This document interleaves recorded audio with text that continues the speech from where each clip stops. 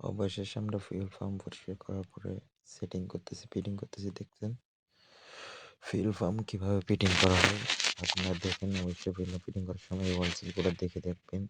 অনেক সময় অনেকরা না বুঝে এগুলো খুলে ওয়াল সিলগুলো খুলে ফেলে দেয়। ফেলে দেওয়ার পরে বলা হয় মোটর নষ্ট হয়ে গেছে, ওইটা হয়ে গেছে। এই জিনিসটা নতুন লাগাইতে বলে।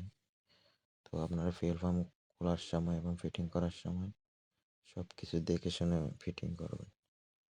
তো আমি ফিটিং করতেছি, ঠিক এভাবে দেখে শুনে ফিটিং করবেন। তাহলে আপনার জিনিসগুলো হারানোর কোনো সম্ভব না।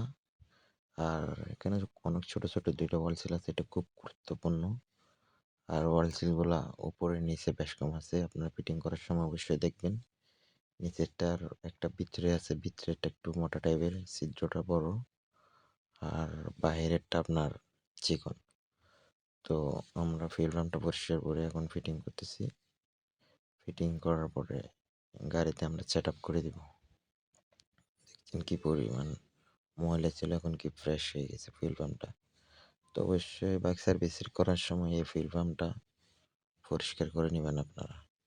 পরিষ্কার করলে আপনার গাড়িটা অনেক ভালো চলবে এবং পিক আপটাও ভালো হবে, ইঞ্জিন সাউন্ড কোয়ালিটিও ভালো হবে। তো অবশ্যই এরকম যদি সার্ভিসিং করতে চান রুবেল বাইক সার্ভিস সেন্টারে যোগাযোগ করবেন। রুবেল বাইক সার্ভিস সেন্টার হচ্ছে হাটাজারি রোড, বড়ডিগির বাড়, চট্টগ্রাম।